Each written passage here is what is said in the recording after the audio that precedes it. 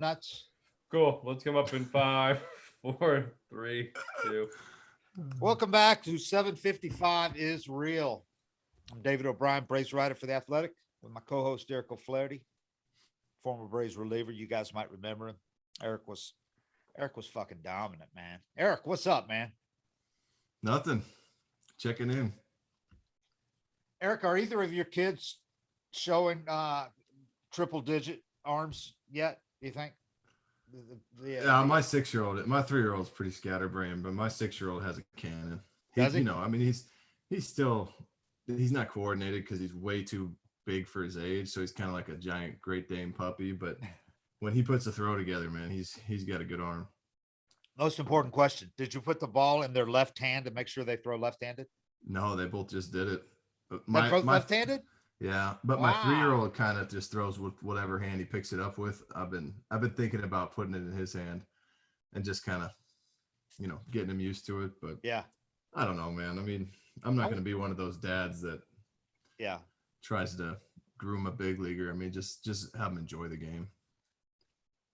I wonder. I've always wondered how much of that is genetic. I'm sure there's studies on this that would tell me this, but I haven't looked it up.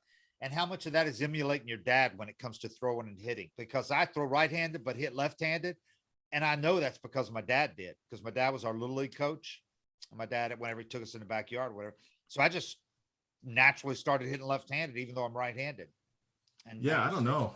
I mean, I think the hands you use, your dominant hand's probably a pretty natural thing that you just do on your own. But definitely the mechanics and the movements, like, I think a lot of it's genetic, just how your body function. You're naturally going to try to move and be similar mover to your parents. But yeah, I mean, if you watch like Vlad Guerrero Jr., I mean, it's whether he watched his dad or not, I mean, that's the big debate for me is any of these guys that or Mike Cameron's son, you watch them running around in the outfield and doing things and it looks just like their dad. That's one of my favorite things to watch in baseball. Well, let's get to a couple of Braves things, and we're going to talk about some big picture stuff with baseball. Ozuna, this was, I mean, at some point, I know you can't look at it this way if you're the Braves, and you don't want to look at it this way if you're a fan. But at some point, you go, man, I wonder if it's just not meant to be this year, because where they avoided having all the serious injuries last year, except for the notable one with Soroka, this year they have had so many significant injuries in the first 2 months of the season, including Soroka again. Yeah. But when you lose 2 of your 4, you had 4 Silver Slugger Award winners last year, the only team in the majors that had 4. You've already lost 2 of them to significant injuries that are going to keep them out between probably 2 and 3 months. Ozuna being the second one, after you'd already lost Darno to a torn thumb ligament that might keep him out half the season. Now Ozuna goes down the other night, sliding into third, catches his left hand on Devers' cleat up in Boston.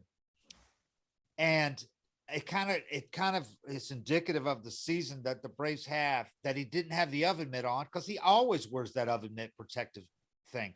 I haven't had a chance to talk to him yet since the injury. We haven't had him on a Zoom or anything. We haven't gotten the clubhouse yet. So, but my first question I think is going to ask Ozuna, why weren't you wearing that night? You always wears that oven mitt, which prevents, that's the sole purpose, is to prevent hand finger injuries like this. And he caught his hand on his cleat when he was sliding head first. Again, so many guys slide head first, but in his case, it was probably the only way you were going to get around him, but caught his hand. It was nasty. If you saw it, those 2 fingers were bent like at a 45-degree angle. But their hope was that they were only dislocated, the ring finger and the middle finger. Turns out when he flew him back to Atlanta the next day, what x-rays didn't catch the fractures, but the CT scan and the MRI did. He has fractures, both of those fingers. He's going to avoid surgery, but he's going to be out at least 6 weeks, and I could see where it could be longer than that. So, I mean, I know he wasn't hitting yet, but he was still a presence in that lineup, and you knew he was due to go on a tear by the fact that he had not hit much in the first 2 months. Now you're losing. He did it after he crushed the ball too. Yeah. It's felt like he's, kind of like where Freddie was at. Cause Freddie for me he's locked back in now, but kind of where Freddie was at, where he'd have a game or two that you'd think, all right, this is it. He's going to get going. And then another, it's kind of like one step forward, two steps back, two steps forward, one step back. I mean, just kind of staying where he was. But Yeah. at any minute, you feel like he was about to get hot. So it definitely hurts. It definitely hurts losing him at this time.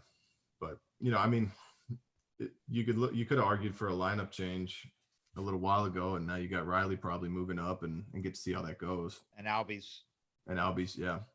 Yeah, they're in your three and four slots now.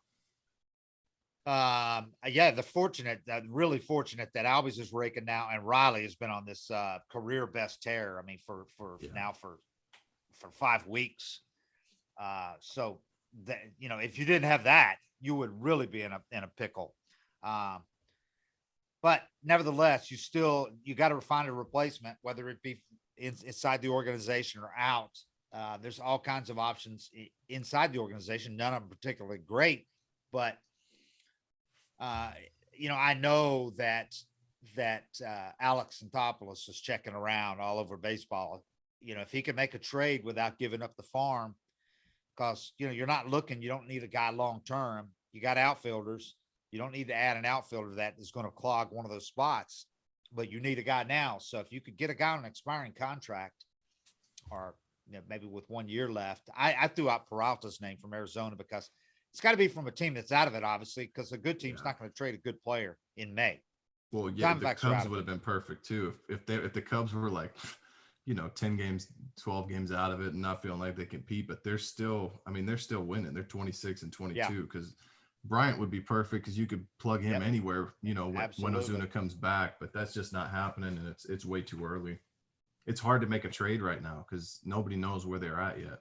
Yeah, the Diamondbacks are out of it, and they've lost like 10 in a row, so they're a perfect team if you wanted to do it. But Peralta signed for 1 more year, very affordable, $7.5 million this year, same next year. He's not going to hit you 30 home runs, but he's a solid player. I mean, he's leading the league in triples right now. Yeah, 110 OPS plus since the start of last season. Hits for a high average, and he won a Gold Glove in 2019. Yeah. So if you could do that, you'd make your team a lot better. Yeah, it's just it's so hard to make that trade, especially after an injury. Teams know you're desperate. Yeah. I mean, the Braves have got, obviously, we've talked about this before. They've got a lot of prospects. Some of them, I think they've held on to a couple of them too long. They've had less value now than they would have a year or two ago. You got to make that trade if you could do it without giving up, multiple top prospects. If it takes a solid prospect and a fringe guy, I'd do it for that. For a guy like Peralta, I would do it. Yeah. I mean, a guy like that would be ideal because you feel like you wouldn't have to give up the farm for him, and also being so early in the year for the Braves too, you don't even know if you're ready to go for it yet or really what your situation is. I mean, I'm pretty sure they have high expectations, but this year's had a weird feel to it. Right, but they're not in a position to step back and go, okay, we're not going for it this year. Not after winning 3 in a row, and you're still one and a half games out of first. I mean, going all in and trading like some big time prospects for a big time player. I got you. Yeah, and they don't have the salary. They don't have the budget to do it either right now. To add a huge, like somebody said, Gallo. Well, Texas is, they might not be going anywhere, but he's a guy not making much money, and he's not free agent for a long time. And he's, that would cost a lot to get Gallo. They're not going to give up Gallo. You're going to give up multiple top prospects for him.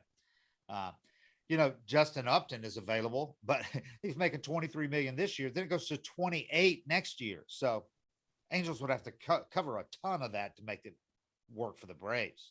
And he ain't the Justin Upton that he used to be either. No, didn't know from just over 200. Yeah, I don't know. I mean, you never know what AA is going to do. I mean, sometimes he just pulls somebody out of the but he can pull things out of his ass better than just about anybody. Stuff that does not get talked about at all. We've speculated about 10 guys, and it'll be somebody was not speculated about. So, and then the guy, there's the obvious ones that I'm just mentioning, ones that maybe people haven't considered to death, because the obvious ones within the organization have been tossed around now for a while. The one that jumps out to me in the organization is Orlando Arcia, who they got from the Brewers early in April in a trade for 2 minor league pitchers. You got him in case somebody got hurt in the infield, like Dansby got hurt or Riley got hurt. You could plug him in for an extended period. You didn't get him to pinch hit, and that's why he's not here as a Camargo type. That's not why they got him. Well, He's played a little bit of outfield. He's obviously athletic enough. He played center field for 4 innings, I think. You could, I think you're with me and the same as Snit. You don't want to move Riley because he's playing. I don't want to change anything with him. He's Yeah, playing you know. far above average third base defense. Yeah. He's playing strong third and getting better all the time over there. And with the way he's raking, I don't think you want to play him out of position again in the outfield. He can handle it, but he's going to be out there. It's a different thing. And he's thinking about this. Okay, I got a whole new set of things I'm thinking about that I haven't thought about before now, because he's been playing third base every day. I just would fear disrupting that kind of rhythm that he's in at third base right now, and how well that defense is playing, infield defense. I mean, that's where my head's at with him, is just when somebody's like on a tear like he is, just don't touch it. Yeah. I mean, I think Arcia could handle left field. That's probably the easiest position to plug somebody into. I mean, not to besmirch Ozuna while he's hurt, but I mean, Arcia can probably play it as well as Ozuna, or better. Yeah. He's gonna have a better arm for sure. So we'll see. Arcia, he's not the panacea or anything. He's not going to come in and hit a ton of home runs, but he's He can raking play, it. though. He's raking in AAA, Yeah. and he can play. Yeah, he's a solid little player. So you could do that. Another one that kind of jumps to me, because everybody's saying Drew Waters, and I'm looking at Drew Waters' stats at AAA. He's just not ready yet. And after you did it with Pache, we thought he was ready, but there was still some question. He had a bad spring, and you still put him in there hoping that he would turn it on when the season started. Well, it didn't. He looked overmatched, and he got sent down. Do you want to do that with both of your top outfield prospects that you had a year ago? Have both of them come up and risk? Yeah, because Waters is striking out once every 3 at bats in AAA. Hitting 250, and basically all of his power came in about a 4-game stretch where he hit 3 home runs in 2 games. But before and since that, he's done nothing. So I don't think he's ready. The guy, to me, if you're going to go in the organization, you could go with what you got now and have Adrian's out there, but it hurts your bench, obviously, if you play him out there a lot. You got Heredia, who's played well this year. You could plug and mix and match that. You could go that route, and I think you'll be okay. But you could also try Travis Demerit, who's a former top prospect. He's bounced around. Is he on the 40-man? No, you have to make a move. But you're going to make a move with Ozuna anyway. He's going to go a 60-day DL. Yeah, so that opens up a spot. I would think. I mean, he has 6 weeks, yeah.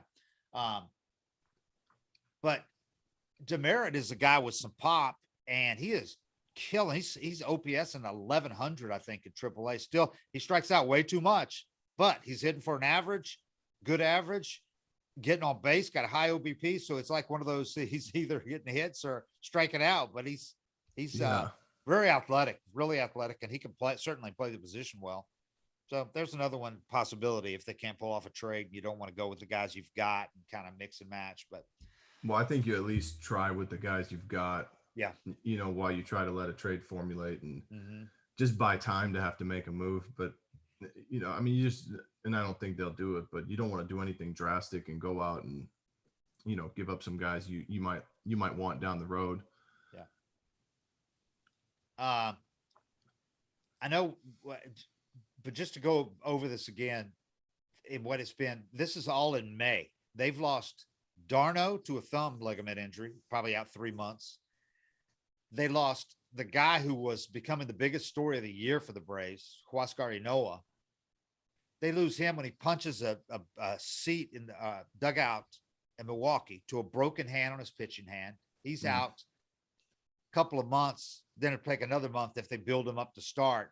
The other option is going to be so late in the season, depending on where the rotation is, because it's been pitching really well lately. Could put him in a bullpen just to get, to get some use out of him, so you don't have to build him back up. Yeah, get him back sooner. Right. And Soroka, who they thought was going to be back in April in the rotation, has a setback, and now he's out, He's probably not coming back. This year. Yeah.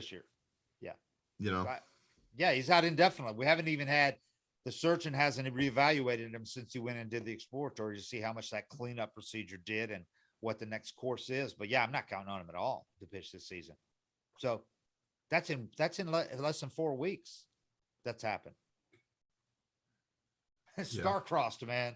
I wrote that today. It's been a testing year for I'm sure for the team too, like this, they Yeah. just can't seem to get it going like they were the last few years. But that's the good thing about such a long year. I know we're almost a third of the way through it now, but there's still plenty of time to get hot. Yeah. What the Mets certainly aren't going to shed any tears. They've had 16 guys on the IL right now. Syndergaard just had another setback with his elbow. Syndergaard's the Giancarlo Stanton of pitchers, man. Yeah. He can't stay healthy. Well, that goes back to what I was talking about. I mean, he's already a big dude, and ripped like I Stanton. think he said he wanted to throw 104 or something one year, and he put on another 20 pounds of muscle that was already throwing 100. You stand up next to Stanton, they might have the two most impressive physiques in baseball, them and Judge. Yeah. And what do they have in common? They're hurt all the time. Yeah. I mean, there's something to it. I don't know what it is. I don't know the science, but it seems to happen a lot with those shredded guys. So the Mets get a new owner, man. And, I was ready to give them the benefit of doubt that they wouldn't keep Metsing it up, with the new owner, that he's going to be able to throw money. It's like they're cursed, man. They cannot.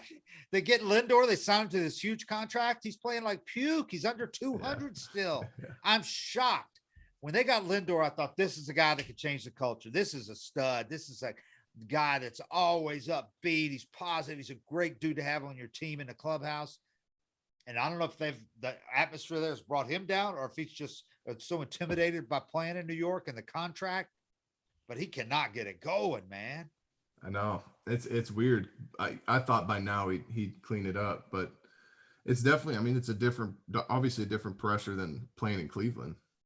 I mean, that's kind of what I've talked about before, is when you struggle, even if the main guys don't want to ask the question, there's 7 or 8 other media members, just floating around just to ask a hard question and give you a hard time. And you can tell they thrive off it, so it could be something where he's just hasn't gotten comfortable, or he's feeling pressure, but every day that goes by that he's still hitting 200, it's going to be harder to get out of that mentally and, numbers wise.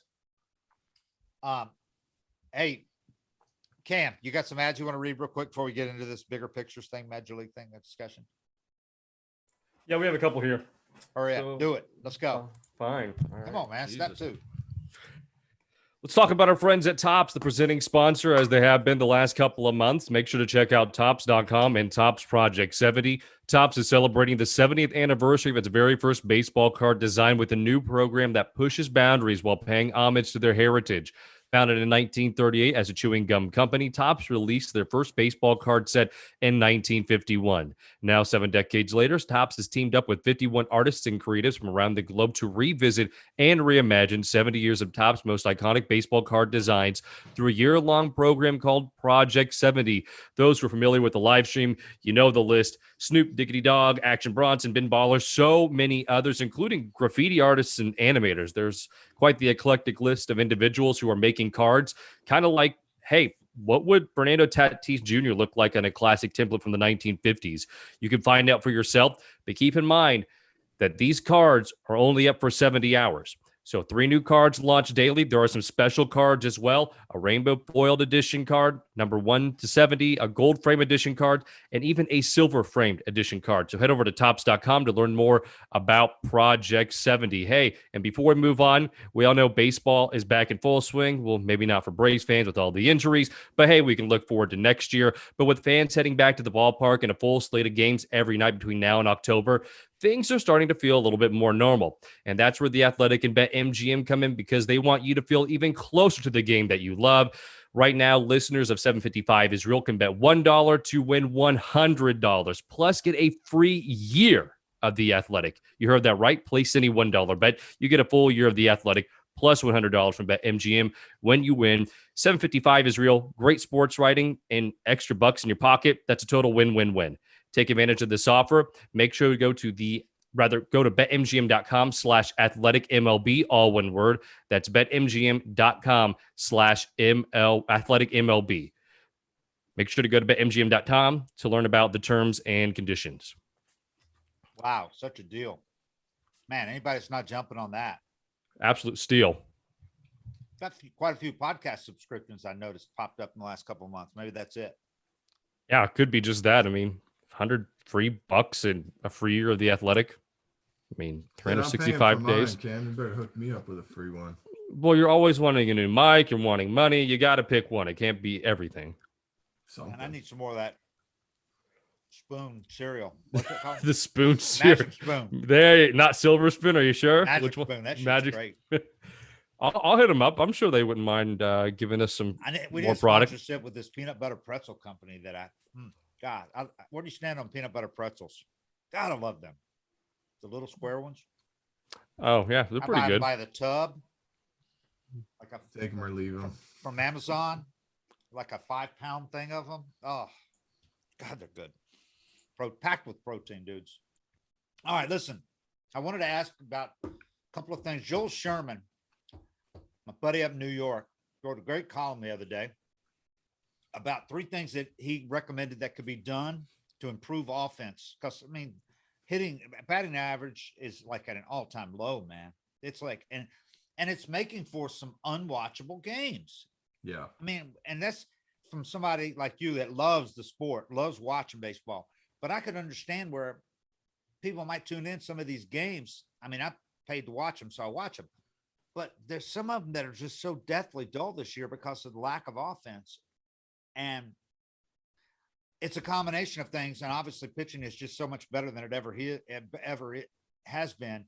But the analytics, the shifts, everything is just combined. It's this perfect storm that has made the game more lean towards pitching right now than at least since before they lowered the mound. But Joel had 3 recommendations, and I agree with all of them. He said, I know you have a problem with the first one, but he said lower the strike zone as a pitcher. You had a problem with this from being a force at the shoulders to halfway between the shoulders and the belly button being the top of the strike zone instead. Because the thing being, everybody's throwing high heat now because with launch angles especially, it's almost impossible for guys to hit 98 up here in the zone where they're at the top of the zone where they're throwing. The other was, and you can address all these. The other was enforcing the sticky substance rules. In other words, so many people are using sticky substance now. Pitchers. Everybody. It seems like it. Every pitcher. And they've refined them, the sticky substance. So you're getting the spin rates now that people can super slow motion, can watch pitches and shape pitches and look at and track their RPMs. They're doing whatever it takes to get more RPMs. So enforce that rule that's already on the books, which you saw Joe West do. And the third was shifts. This discussion's gone on for 5-6 years at least now, but I think it's time. And I'm always been one of those that I was on the fence about you don't change rules that have been there for over 100 years. The game's fine the way it is. It's the way it's been always played. Batters need to adjust, take advantage if they give you if they shift to the right side on. But that's easier said than done when guys are throwing 100 with 92-mile-an-hour sinkers. And the bigger issue to me is what advanced analytics have done. Yeah. Why the old way of looking at it doesn't really apply anymore because you didn't have advanced analytics in those first 100 years. Yeah. That told you exactly where to position players on the field to most accentuate being able to take or to give them the best opportunity to take away hits. That didn't exist before. Now position players know exactly where to be. And we're just seeing 10 hits taken away every night. It seems like by guys positioned where if they were lined normally, those are hits. And it's just gone too far to that extreme, I think. And it's time to have some restrictions on where infielders can stand as far as being on the dirt, being on 2 of them on each side of the second base, that kind of thing. Your thoughts on any of those?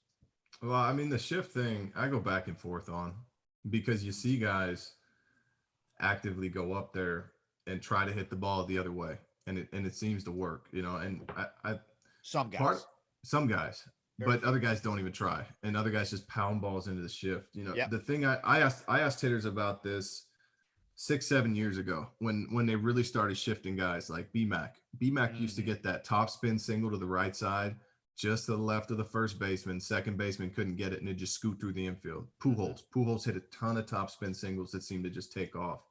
And I would ask the guys about it. And back then, I think Daniel Murphy even said it out loud. Back then it was, well, I'm not going to put up my numbers hitting singles. You know, I get paid to hit doubles and home runs. So I'm going for those. If I ground out in the shift, that's fine. You know, that's just part of the game. And guys like B-Mac, Pujols, Daniel Murphy, if they hit a single, their logic is they just clog up the bases anyway. You know, they're not scoring on the next guy's single or doubling the gap. They're probably going station to station.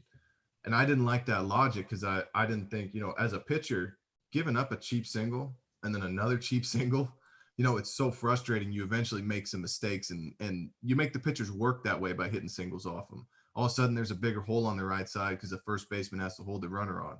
You know, the way the inning develops from a pitching standpoint, the most frustrating innings are when you pitch against those teams that are willing to take their single. You throw to big sluggers that are trying to take you deep and you make a good pitch, it's a ground ball, you getting out. But the teams that are like willing to flip the ball over shortstop, you know, like so much, those are the frustrating hits you give up when you make a good pitch and still give up a hit. So, I mean, I go back and forth on that all the time, but I definitely think, you know, you watch a game now, line drive up the middle's and out. They almost take the pitcher's head off and there's somebody standing there. Sometimes it's a double play. The ball Acuna hit last night, Acuna hit a ball like 115 miles an hour in the 6-hole. Shortstop was just standing there, you know, because you got the second baseman tapered over that way. But what he do is next at bat, he actively just shot one in that hole on the right side because he's that good with the bat. So I think a big problem with it is that you might not even get called up from AAA hitting 305 with one home run. You know, the players get paid for their numbers. It would take a change in approach to really find out if they can beat the shift. But you just don't see it. So I go back and forth on that, man. I mean, I think it's on the hitters to adjust, but overall, you know, when you watch these games, I think that somebody really advanced and a big fan of baseball can still appreciate the nasty pitches guys are throwing, the good defense and stuff. But if your goal is to bring fans into the game, to expand the umbrella, no fan that's trying to get into baseball understands nobody's supposed to be standing up the middle. It's just a boring game to them. It's like watching the NBA games now when the 3-pointers analytics have come in and you just watch guys bombing threes and missing. You know, I mean, if you're trying to get somebody into the sport, it's really hard to do it that way. So it might be good for the sport. What about the others? What about the strike zone? Lowering it, just the enforcement of it from the shoulders down to somewhere between the shoulders and the belly button. Yeah, I mean, if you gave them either more width on the plate or lowered the strike zone a little below the knee, you know, bottom of the knee, they don't even call that. I think you got to give the pitcher something because it seems like every single rule right now is move the mound back, make it harder to pitch. I get that everybody's throwing harder, but that's another thing where I'm like, you know, I mean, it kind of falls on the hitters to adjust, but I understand they're up against a lot. And if you watch old games, they never called the high strike. So that's what makes my argument kind of tough. If you miss with a hanging breaking ball, it wasn't a strike. If you threw a fastball up in the zone, even if you hit the glove, they rarely called those high strikes and you had to get the hitters to chase them. Now you see guys setting up, the glove's high. And if you hit it, the ump will call it. So the umps are calling a lot different zone now. That could be making it harder on the hitters too. And the sticky substance, I mean, what do you think? How many guys do you think are using it? Everybody. I mean, I was the only pitcher, maybe one or two other guys my whole career that didn't use that stuff. And it was just because I was too goofy to do it. I couldn't throw with that sticky substance. I'd scud balls and hold on to the ball too long. I just, you know, if I would have worked at it, I probably could have made the adjustment. But I did try it once when I was working out at Driveline. I threw a couple sliders and I added like 450 RPMs to my slider just with pine tar. I mean, I didn't change anything. And we compared it to when I was pitching actively and it was like 2,800 on the slider. I put that sticky stuff on. It was 32 like that. And I wasn't even built up. I was throwing 85 at the time. So if I'd been 92, 93 mid-season, I mean, I might've gotten 600 out of it. So for me, that's the one big one that you could change and enforce and try to give the hitters a better chance. Cause that for me is a bigger performance enhancer for pitchers than even steroids. Yeah. And teams have perfected their own mixes too. There's a bunch of different stuff out there. You know, guys using suntan lotion mixed with this and that. I mean, there's all different. The guys are coming up with the best possible substance to get the most RPMs and try trial and error and coming up with better stuff all the time. So they're staying ahead of this. And they're letting them do it too. If you look at the caps of the Bills, nobody caps, cares. Stuff. No, you know. It's Look like at Kimbrel's hat. Kimbrel's hat has a brown line right through the middle on both sides, and he's had that since he came into the game. I've seen a lot of people bring up rosin, and the formula for me, like the go-to basic starter kit for everybody when they got called up, was just to use sunscreen and rosin, or a little shaving cream on your hands and rosin, because it makes it stick and get kind of tacky on there. But that compared to some of the stuff guys are using now, like some of these pitchers, man, they could put their hand vertical, I mean, horizontal, just stick it straight out, and they could just put a ball and it stick to it. For me, that is a problem, because you're able to do so much when the ball's so sticky like that versus, just getting a grip. And I've also seen the argument that, well, if pitchers can't use that, they'll hit guys in the head and they'll be throwing it all over the place. I'm like, they're doing that anyway. Right. So you might as well take some spin off, and that might be why guys are getting hit in the face, because the breaking stuff's so nasty. They got to try to stay in on it longer. I talked to Kevin Seitzer about this the other day. He's home rehabbing from a hip replacement, so he had some time to talk, and he's home for a week on this road trip. And I was a little bit surprised, because I ran Joel Sherman's 3 suggestions by him, and I probably shouldn't have been, because Kevin is as old school as they come. Yeah. But here is a hitting coach, guy who played 12 years in the big leagues, had almost a 300 career average, and he's against any of those. Yeah. Because he says the game's been played the way it is. You don't need to change the rules and all this. It's up to the hitters to make adjustments. And he's like, and he didn't want to really comment on the sticky substance, I think, because I think it starts to come across as hitters against pitchers. And if you say that about pitchers, the pitchers are going to say, well, you guys shouldn't be allowed to do this and all that. But I saw somebody compare, it might've been Joel himself, who said something about, it would be like the pitchers using all this sticky substance. It would be like if you found out that some slugger, if he took a swing and broke his bat and a bunch of super balls came out, everybody lose their mind. Yeah. Well, I mean, I guess the thing is, they've let it slide for so long, and if you're going to enforce it, it's going to be a pain in the ass. I mean, I know that they took Bauer's balls for samples in April. Nothing ever came of it. And he was probably the most obvious one of all time, because he made it, and he said it too, right? He said it. I could add 400 RPM to my fastball overnight if I use these substances. And what's he do? 1 year, all of a sudden, he has an extra 400 and he wins the Cy Young. And now he's striking out 12 every time he goes out. So I don't know. They don't enforce it, but. And where do you draw the line if you enforce it? You don't allow a certain amount. There's no way you could say. Remember when Pine Tar couldn't go above a certain point on the bat? The whole George Brett thing, how big a deal that was. Well, now you look at they don't enforce any of that. I don't even know what the rule is anymore. But like Ozuna's bat, there's like a 10-inch strip of Pine Tar right in the middle that goes up halfway up the barrel. Yeah, it's like glaring, huge gob of Pine Tar. But so the rules are changing, evolving all the time. But I don't know where you would draw the line as far as sticky substance. If this guy, how do you can tell? He just got a little bit too much sticky substance. Well, I draw it at something like Pine Tar. I mean, if you can see it on the ball. Yeah. I mean, if you could see it on the ball, versus sunscreen and rosin is not going to show up. Anything dark and sticky like that, like Pine Tar, but I mean, it's going to be so hard to enforce. You'd have to make it a suspension for doing it, because a penalty would have to be sharp enough that people wouldn't risk it, or guys are going to try it anyway because it's that big of an advantage. But I mean, that for me is the one thing that you could change, and without really changing the game too much. Banning the shift is like, that's major. You should be able to put the players wherever you want, but getting rid of the Pine Tar, I mean, that's one thing that could at least give the hitters a shot. And like I mentioned to Kevin, I was like, I know hitters have always been of the mindset that they didn't mind if pitchers used a little of that, because it gave them a little more control, and they'd rather go up there knowing the guy's it's not going to slip out of his hand, hit him in the head. Well, they're getting hit in the head anyway. Right. And the thing is, they scuff the balls up for that reason, because the ball is slick when it comes out of the box, it's slick. Oh, it's like a cue ball. But that's why they scuff them all up. And in the big leagues, they scuff them better than they do, because they got people that sit there and do that. And they got a certain exact type of mud that they use to do it. Couldn't they scuff the balls a little more if they banned sticky substances in order for the balls to be even less slick? So they would say Japan uses a different material that's a little stickier. And guys go over there and they have no problem gripping the ball. And that's kind of been my problem with it all the time. I'm like, why do we make the ball so slick in the first place? Because I couldn't grip them. I would spit all over my hand and just let it get kind of sticky, and I'd have to do it between every pitch, just load up with spit. Yeah. Which see guys probably do it licking their fingers all the time. I was probably cheating in my own way, not really knowing it, because then I was getting grip and having a little wetness to the ball that makes it kind of sink and do different stuff Right. too. But Like a spitball.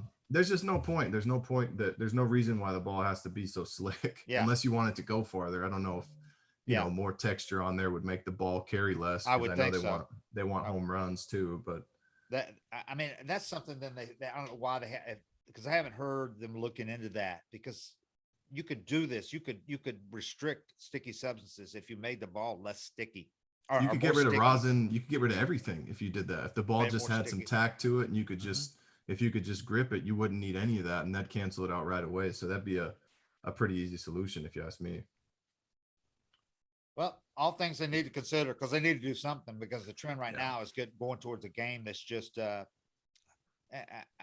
mean, I can appreciate well pitched games where there's only 2 hits the entire game. But like you said, you're trying to bring more fans into it. Young people don't want to sit there and watch. When you got number 4 starters with a no-hit bid into the 7th every night, look at the people rough. Throwing no hitters. I mean, they're like, come on, man. They're guys with like career losing records and 5 ERAs the year before, that kind of thing. Yeah. And that goes against the whole, this is why hitting's so bad, is because pitchers are so good. And then the guys throwing no hitters are throwing 90 miles an hour. Right. All interesting stuff. Well, going back to the Braves, the timing of this couldn't be worse as far as this latest injury, because they are in this stretch now.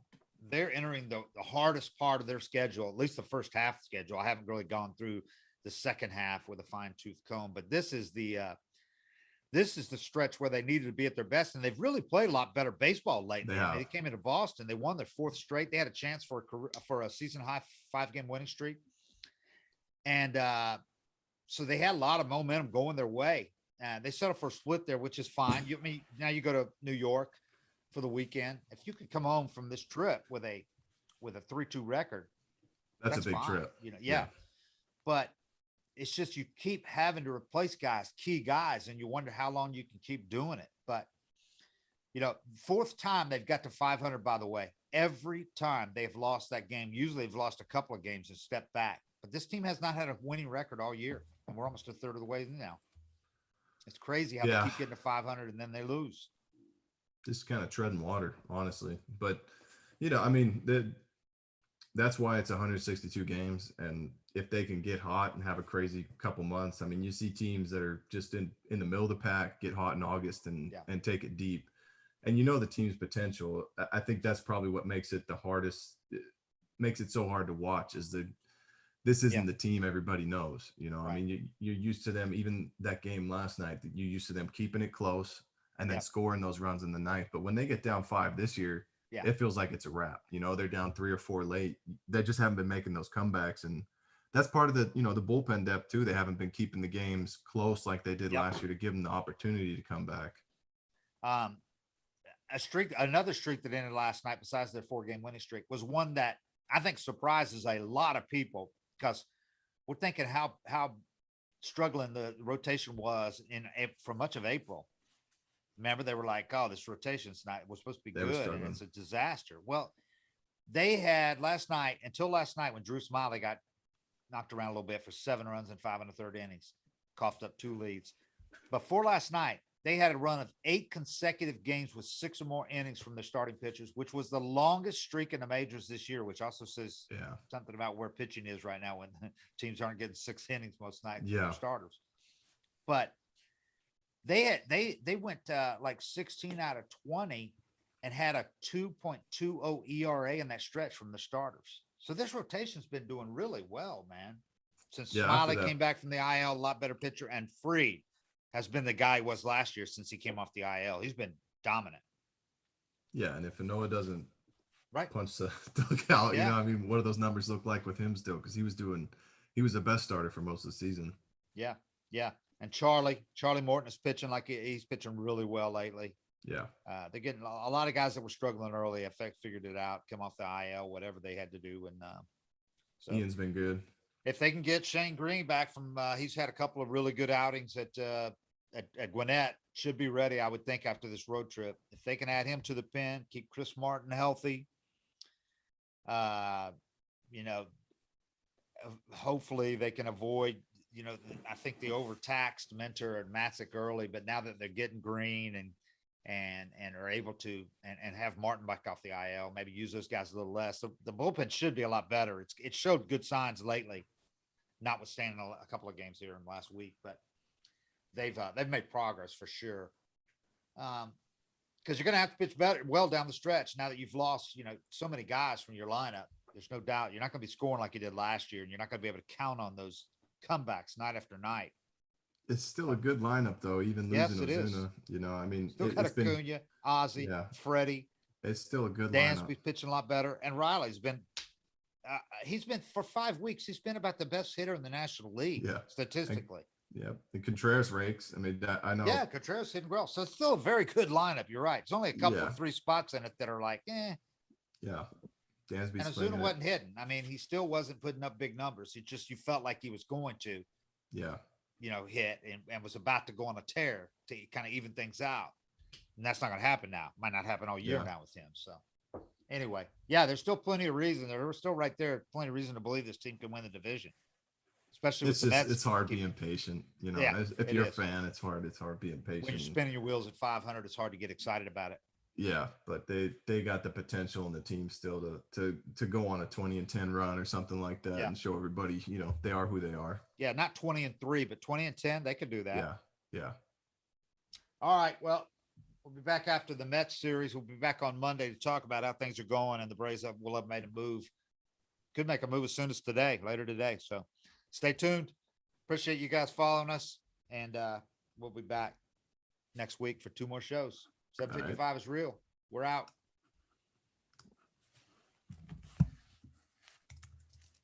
That's relatively painful.